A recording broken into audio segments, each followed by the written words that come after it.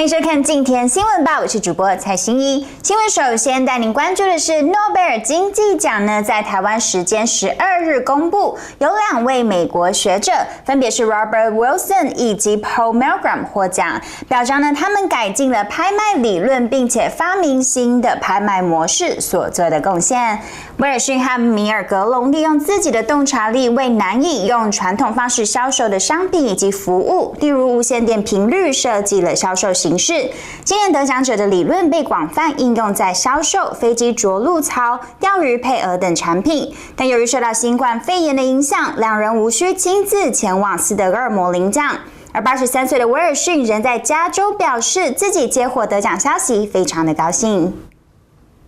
台籍学者郑宇清遭到中共官媒央视指控呢，他曾任前民进党主席卓荣泰的助理，并且呢是台湾间谍。而对此，行政院长苏贞昌表示，中国老是用莫须有的罪名来污蔑，同时制造恐怖，没有大国的风范。而对于台谍的指控，我们来看看苏贞昌怎么回应。不知道台湾已经自由民主开放很久了，其实中国不必这样疑神疑鬼。立法院来函邀请，今天到立法院施政报告，其实也是借着向立法院报告，向国人同胞报告行政院这一段期间来做了什么，未来要做什么。如果又不让我上台报告，不但是出尔反尔，也等于是阻断了国人知的权利，也不能让国人知道行政院在做什么，就比较知道中国老是用这种莫须有的人、莫须有的事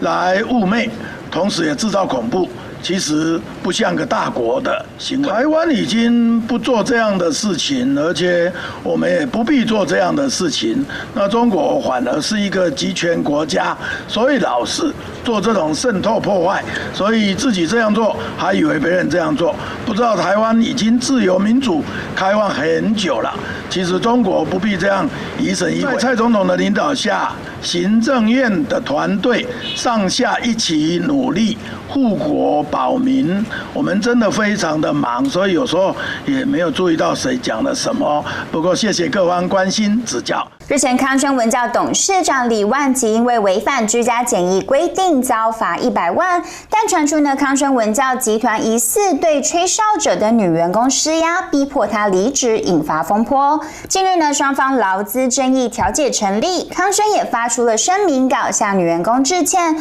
不过呢，全国教师工会总联合会认为，李万吉从头到尾都没有出面说明，道歉声明也毫无诚意。全教总理事长侯俊良在记者会发言，李万吉如果不出面道歉，将会进行后续的抵制行动。第一个，我想，康轩董事长他绝对不是学生，那他是一个企业，他是代表一个企业，那这一件事情从头到尾，其实我们都是很清楚的。一开始就是他的那个赖的接主就董事长下令要揪出这一个高规则，那公司的高层也承接了董事长的意志，要去做调查，然后做后续的一个处理，才会衍生后面的问题。所以今天如果这些事情是错误的，那康轩董事长或者是高层应该出来否定这件事情。那从头到尾这件事情他们不否认，也就代表说这些行为是确实的。那我们在意的是你这一件事情对这样的一个揭弊者、这样的一个吹哨者所产生的这样的一个对待，特别是在这样一个法律不完备的一个情况，这样的一个对待，接着所衍生后面这个员工被霸凌的一个情况。那竟然公司的高层还可以讲说，张贴在那边，那个在电梯口这样子2篇的一个整体的一个文字，他们是不知情的。那这些东西，我相信有社会公益概念的人都不能去接受了。我觉得这个东西是不能接受。所以他昨天那个道歉，他根本不是道歉，所以我们无法接受。那至于说后续我们的一个抵制行动，我们在前天的一个新闻稿就讲得很清楚。我们所有的抵制一定是在维护学生的完整学习权的情况下去做进行。好，那在这样的一个情况下，我相信我们会把这个放在第一优先的考量，所以我们前天的一个初步抵制是2项行为嘛。那接下来如果在今天董事长并没有出面回应，没有进行这样子的一个很正视这一件问题其实我们在意的就是你企业的一个主管你对这件事情你根本是不在意的，而且你不认错那整个公司的一个文化，我相信这个都是一个很错误的一个示范。所以他如果没有针对这件事情做公开的一个致歉，然后针对这件事情所造成的一个后果去做一些补救，还有对整体社会的一个后面应该怎么来进行这件事情，还有包括他公司内部针对这些文化的问题去做处理，我相信大家都不会接受。那我们就会扩大，我们会找劳工团体、受雇者团体，那可能也不排除找一些家长，甚至是我们邀请一些关心这件事情的一些公益人士等等的我们一起来有一个比较具体的一个行动。那具体的行动我们目前还在我们大概有初步一个方向了。那是不是容我们如果说他今天都没有做处理，我相信这样对他比较公平如果今天都没有做处理，我们明天再来统一公布这样的一个行动，会不会让社会大众了解？第15届台湾国际农业机械暨资材展首度到桃园举行，17日起将在桃园高铁站前广场展出3天。而桃园市长郑文灿在展前记者会上也表示，农机产业是带动台湾农业成长的动力，而作为亚洲最大的农机展，除了向农民展示高效率的农机工具，也希望吸引一般民众亲近农业，让国际看见台湾精致农业的发展。大家好，我们是陆雄公司，这是我们目前最新的一个产品。这边因为现在目前老人化的我们这个是电启动的引擎，不用拉的。那我们这些都是经过就是用喷农药的，经过特殊的处理，这3年不会生锈。以前的大概半年就生锈了，所以我们就有特殊的处理。现在好。那我们这个是来自北欧芬兰的宝马牌印机，那印机的主要工作呢，就是在前面或是后面加装农具，然后在台湾主要就是用来帮客人整地。那我们这台印机呢，是完全为客人量身定做客制化的印机。我们宝马印机承袭北欧的精致手法，然后我们印旱地、打水田等等。那我们这台农民都说是当大利用旱地、水田都非常好用。对，这个地方如果你常压的话，可以让它的取升杆上下。好，先可以看到我们的 PTO 在转，这个 PTO 动力输出轴带动后面的回转做输出，那下面的回转你的刀片就会这样子去做翻。对，然后这个取升杆呢，可以带动我们的回转做上下动作。对，那市长如果有兴趣的话，要不要到我们车子前面，我们坐一下来？好，我请市长来体验一下这台号称是印机界的超跑，非常漂亮。里面各项的配备，不只有配备冰箱，还有冷气，然后我们的印机省油耐用，还有5段配式转向，颜色又可以自由选配，完全是年轻农民跟中壮年农民唯一，真的非常好的配置。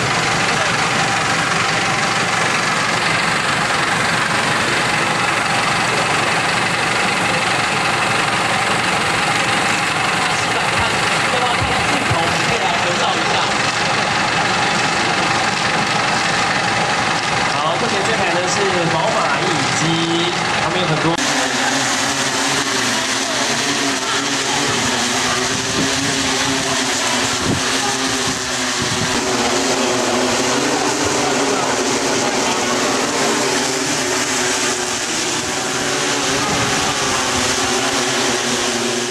立法院本会期成立了修宪委员会，研拟启动修宪工程，而各政党也纷纷提出了修宪案。台湾基进党12日举行了党政办公室成立后的首场记者会，公布了修宪提案。来看看记者会现场。这个会期其实有一个重要的，就是我们的那个修宪的相关的这样的一个案子会在立法院里头被提出。那台湾基进其实对于修宪一直有自己的想法。那我记得蔡英文总统他在那个日前那个整个双10的一个文道来对，他有讲到说，希望能够留下一个壮大、团结台湾、荷兰的后一代。所以呢，这个国家其实某一个程度，咱嘛呼应蔡总统的这样的一个愿景，跟我们阶段性的提出一个东西，叫所谓的我们这一次的修宪的这样的一个总体的方向，叫做中华民国宪法。事实上必须要过渡了哈，中华民国宪法过渡化作为我们未来的修宪的一个整个方向。那为什么中华民国宪法过渡化？我跟大家报告一下。陈水扁总统在2000年参选总统的时候，他要讲到一个东西，就中华民国4阶段论。到陈水扁他要参选总统的时候，他提出中华民国是台湾，就 ROC is Taiwan。到了蔡英文总统之后，他提出是中华民国台湾。但是我觉得下一个阶段我们应该要做的，中华民国宪法过渡化，就是所谓的中华民国大政奉还台湾，也就是以台湾为主体。所以这是一个过渡的一个过程。台湾人民其实是目前使用的这样的一个宪法公约，是来自于其他处理人家家里事务，然后拿来台湾使用的这个被迫使用的这样的一个私有公约，我觉得我们应该要慢慢体认到，说重新制定属于2357万人的所谓的私有公约，就是我们的新的一个宪法哈。那还有一个东西就是所谓，其实前一阵子有一个调查，就是台湾人民的认同，其实已经超过80%都认同所谓的那个台湾。就是我们的台湾，那我身份上其实也是台湾人哦，所以我们其实一直没有问一件事情，我们每天都在修宪里头打转，可是我们从来没有说，是不是高达80%的人都觉得说，我们都是台湾人了，那我们可不可能共识已经达到了？可以来一起制定一个新的所谓的那个私有公约，就是那个所谓的制宪的一个可行性哦。所以我们希望说，未来能够蔡总统或者说我们的总统也可以定期到我们的立法院里面来跟大家报告所谓的那个制宪的可行性的评估。代志嘛，所以当我伫国防外交委员会定咧质询的时阵，因拢讲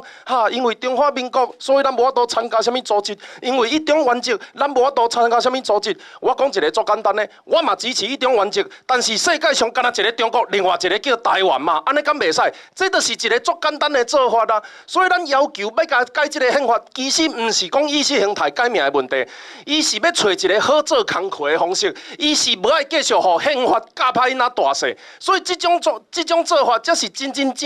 符合着公平正义。我知影。国际有足侪压力，我嘛知影中国有足侪想要甲咱侵略的企图，但是如果呢，当台湾人家己都无想要变做是台湾的时阵，世界去共主张讲 I am Chinese, I from Republic of China， 那呢，咱要安怎行会出去？所以主张甲宪法修做较成台湾的形，这就是咱台湾基进即10个立法院冲入来立法院了后，爱替大家做的代志。再来带您看到的是罢免王浩宇总部，昨天上午10点前往桃园市选委会递交了罢免联署书，而罢王总部的执行长邱仁德在选委会前受访时表示呢，今天呢送件约4万份，比联署门槛3.2万份高出了约20%的安全量，认为呢第2阶段的联署应该可以顺利过关。而他也透露呢，这一次的联署过程有许多的公务员签了之后，隔天又要求要撤件，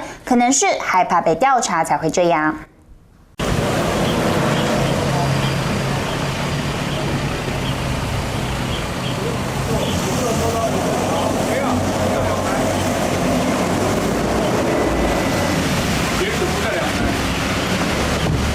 东西就是在上面啊。对。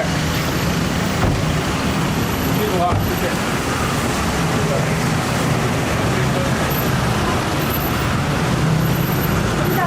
局长，你们等一下送件有要拍照，对不对？在外面拍完。要在外面拍进来，那所以你们交给我们选委会的时候也要拍照吗？如果有要，还好是不是？好，那我们就特别安排了哦。好，那我把推车放上面。我们这里有推车，这里有推车上。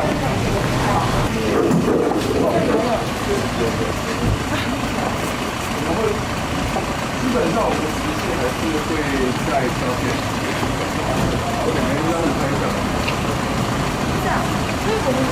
我想那个很多的朋友很关心我们这个联署书的分量。那原则上来讲，我们在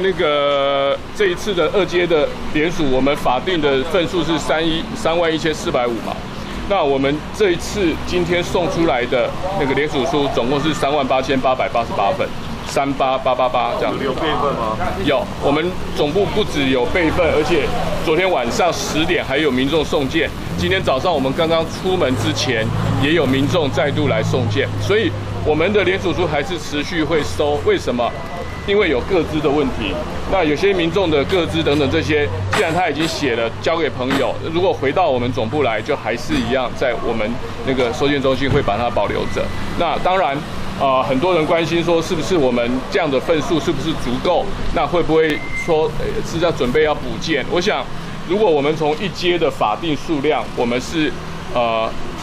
被淘汰的率是8%，那我们今天送出来的是20%的一个数量来这个超过我们的。那就算说今天被审核掉，基本上我们不认为会有这么多的一个淘汰率。所以我们相信2阶段的一个审核，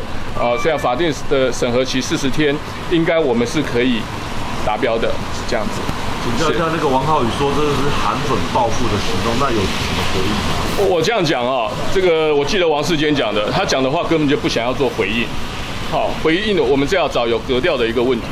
我们现在这样说，什么叫做韩粉？什么叫做罢免他人？就一定是什么群众、什么群体？今天我们送出将近4万份的联署书，我请问你，这些人全部都是韩粉吗？只要支持罢免他的人，他都可以污名化。这就是为什么今天他会被罢免的原因，就是因为他讲话根本毫无根据、毫无依据，只是讲他要讲的话，他想要挑起的一个族群对立。如果今天他真的讲的话有根据，我相信不会有这么多人愿意站出来罢免他。这样子，所以我觉得不用回应。是，应该是说，接下来投票的门槛怎么样去把那个票尽量催出来？我们这样讲哈，投票门槛基本上将近8万份的一个这个选票，我相信啦，因为我们在做2阶联署的时候，有非常多的公务人员，他不愿意来签署，他不愿意的原因是因为他不敢，他想要签，但是他不敢签。好，我们实际的例子，我们自己就有遇到，就是民众他到我们服务处来签联署书，签完之后，第2天他打电话进来，希望我们把它撤掉。那问他原因，他说他担心被查。所以你们就会知道，2020我们现在是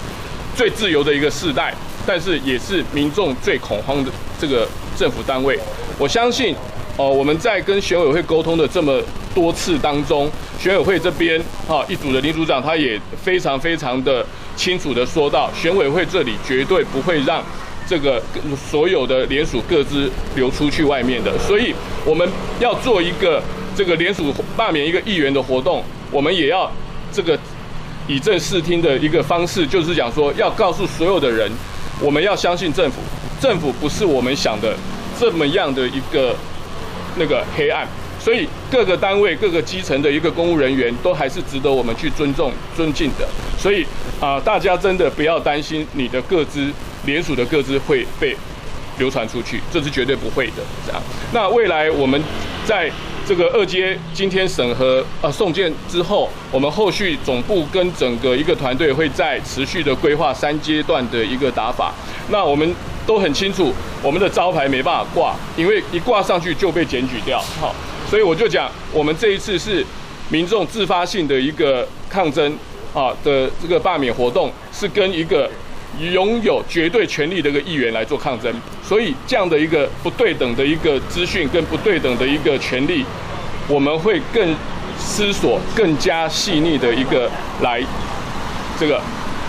打这一场第3场的这个第3阶段的一个选战。那时间也差不多，那我们就先到这里这样子吧。好，谢谢。一起进来，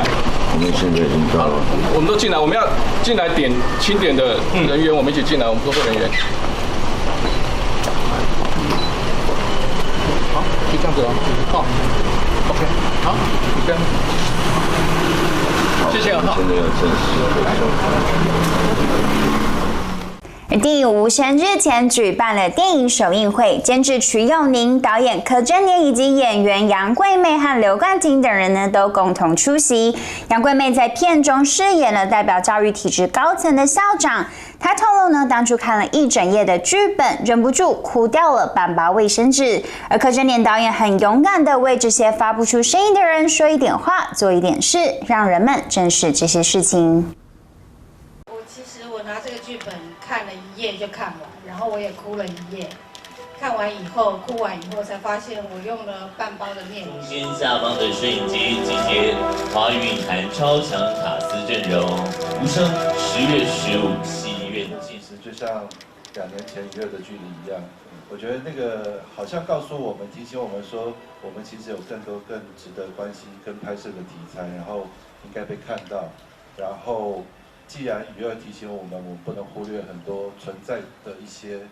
问题，但无声更叫我们说不应该要默不作声，在面对所有社会上发生的问题。所以，不管是题材或者整个让人家觉得很紧张、很害怕的程度，跟所要谈论的议题，我觉得这个电影都非常值得大家关注。其实我拿这个剧本看了1页就看完，然后我也哭了1页。看完以后，哭完以后才发现我用了半包的面纸，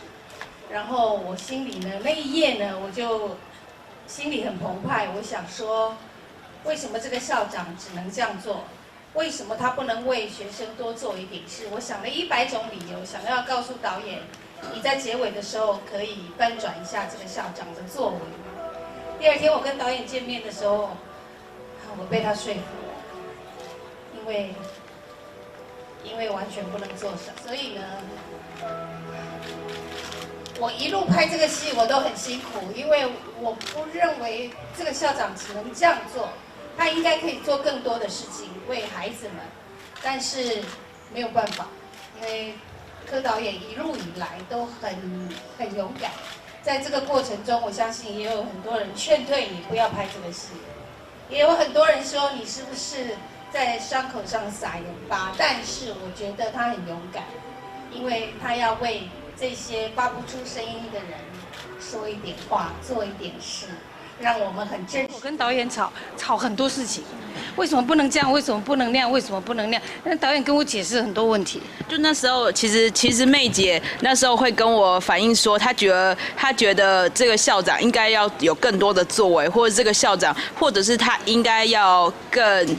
就是立场可能不管是哪边的立场，他觉得都应该要更明确一点点。为什么要让他处于一种很中立的状态？然后，但然后所以妹姐提出了意见。其实平常如果是这样演员，我就会想说，好，我不想跟他合作，好像很有一点难搞。可是那时候那个感觉是，天哪，我一定要跟妹姐合作，怎么会有一个就是一个前辈，他一定就是爱这个故事，他一定就是爱。就是对这件事情很关心，他才会尽管是就是跟一个很新的导演，他还是想要说出他的想法。然后我们沟通过程中我只是觉得说，我觉得我想要把所有的答案或者是所有的东西留给观众。然后我觉得电影不是要引起批判的，而是要引起多方面的声音。所以我觉得我们不用去讲说，谁是好儿，对，谁是谁。我觉得善恶会留在观众，让他们自己去定夺。对。以上是今天的镜田新闻报，感谢您的收看，我们明天再见。